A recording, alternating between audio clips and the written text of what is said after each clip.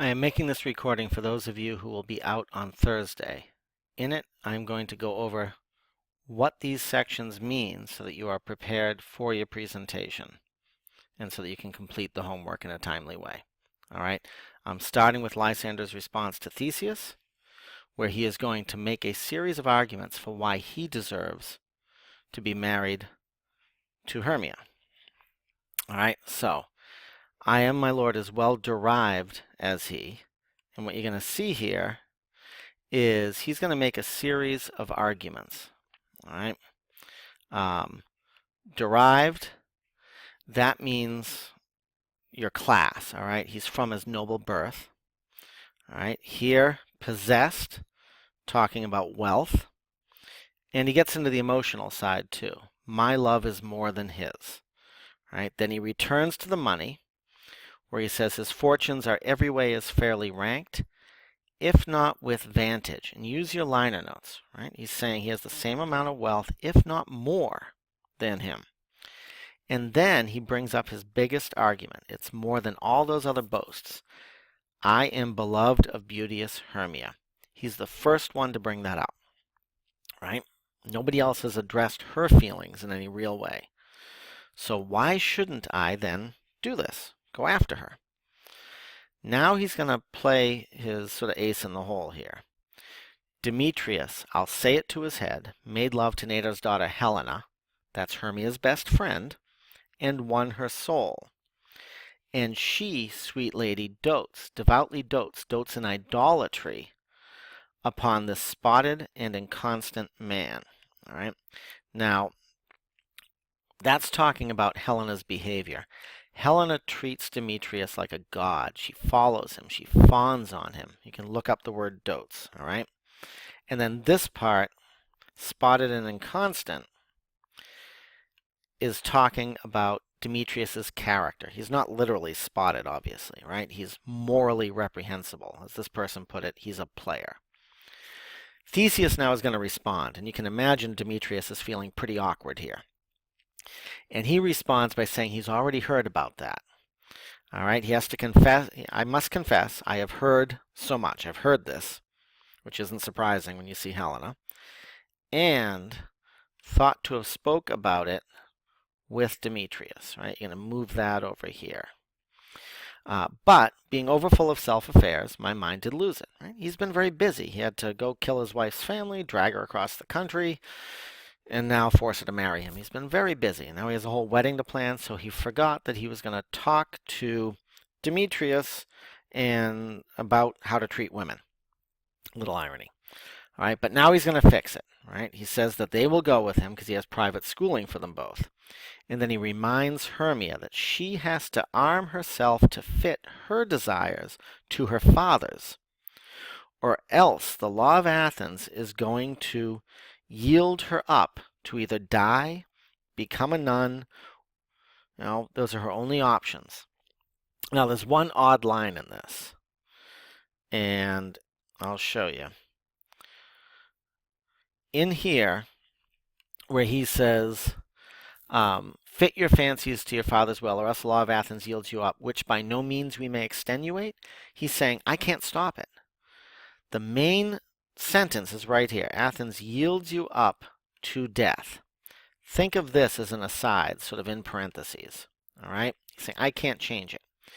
Here, he must notice something about Hippolyta. Because he's like, here, come on, Hippolyta. And then he wonders, what cheer? What's wrong? So her reaction is going to be pretty angry, pretty upset at what she's hearing. But then he turns and takes Demetrius and Aegeus from the room to talk about two things. Something about the wedding, and something that concerns themselves.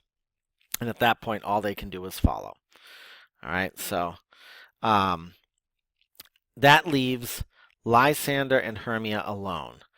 And Lysander, being the astute student of human behavior, notices, strangely, hey, Hermia, what's up?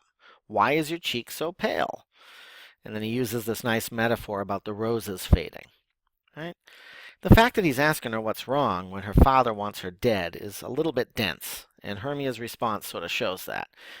She says, well, it's probably from a lack of rain, Right? Remember, want means lack, which I could well give them from my eyes. Right? She's saying what she's about to do. She's going to cry.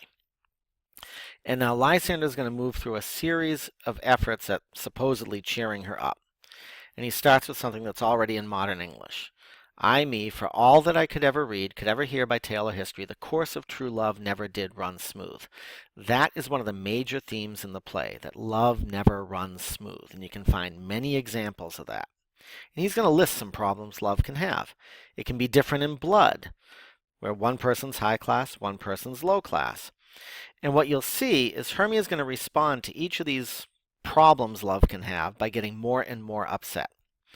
So she starts out with, oh, cross, so high to be in love with someone so low. Then the next problem, or else misgrafted. You graft two plants together, all right, sort of mismatched in respect of years. So a really old person in love with a really young person. All right, big age difference. Think of, I don't know, Trump and Melania, right? There's 30 years between them. Something like that. And she gets upset about that. And then he says, or it stood upon the choice of friends. Now that one hurts, because that's what's happening to her. It's an arranged marriage. So she responds with a lot of emotion.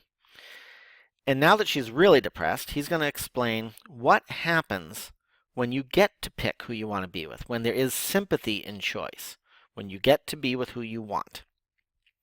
War, death, and sickness destroy it, lay siege to it. That should cheer her up.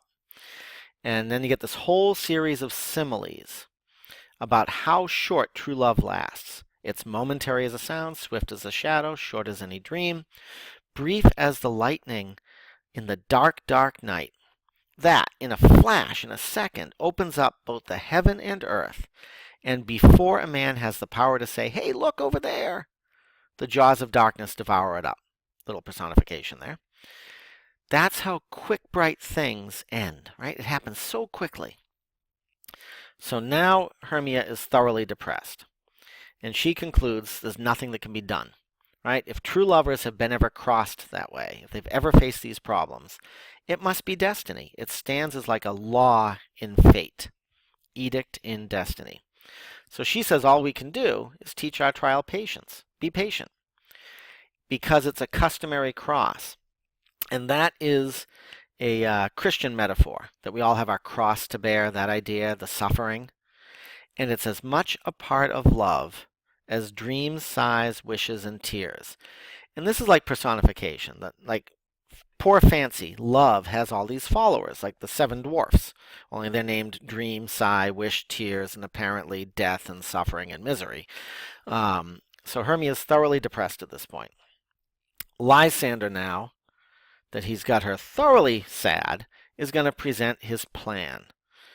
And he has a widow aunt, a dowager, we've heard that term before, who has a lot of money and no child.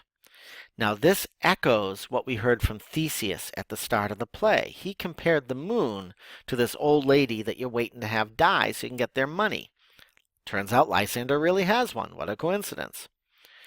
And her house is remote from Athens.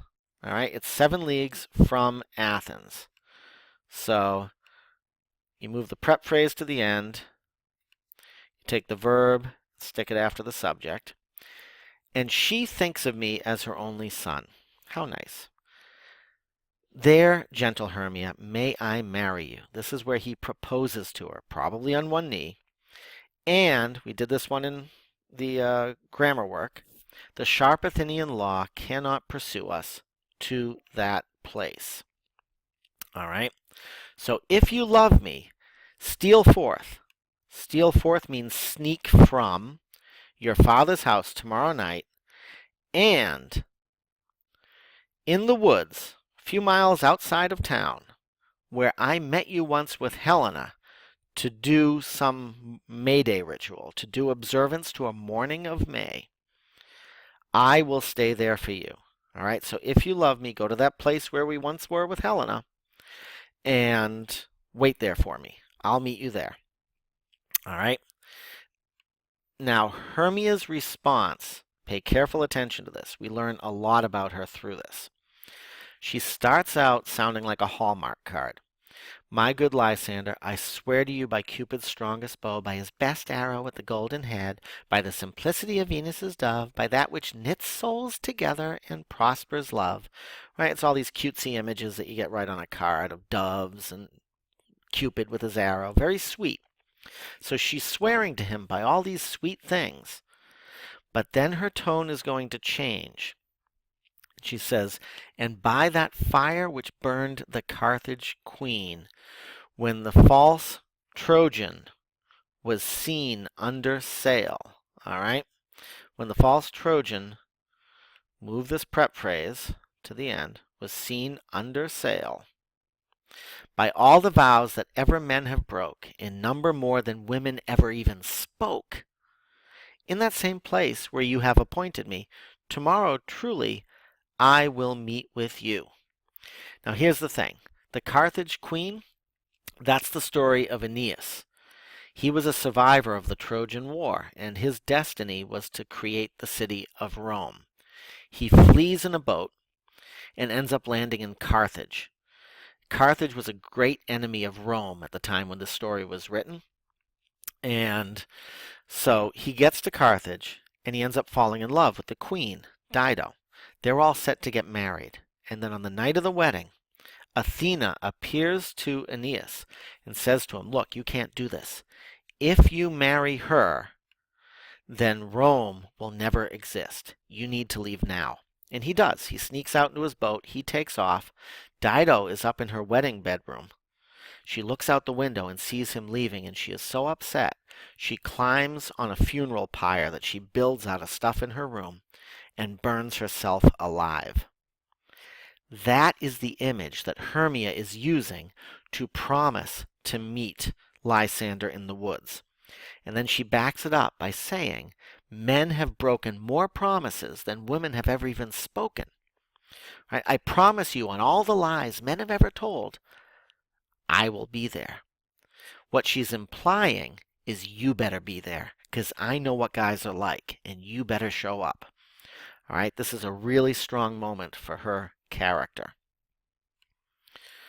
At that point, Lysander, you can imagine, is feeling a bit awkward, but he's going to sort of, okay, yeah, keep promise, love. I sure hope you'll be there. Oh, look, here comes Helena. Thank God. All right, so he's sort of happy that Helen is distracting from this moment where wife says, oh, sure, I'll marry you, but I'll burn myself alive if you don't show up. And in comes Helena. And this is where we get a nice snapshot of what her personality is like. All right? That is the end of what you need to have prepared for the performance on Friday. So if you use my information in this to help you with your paraphrase and use these online notes, you should be in good shape. And then you can get caught up on the rest of it as we continue our work. All right? Enjoy your trip to New York. Try to get this thing wrapped up so you're ready for your performance. And I'll see you back here on Friday.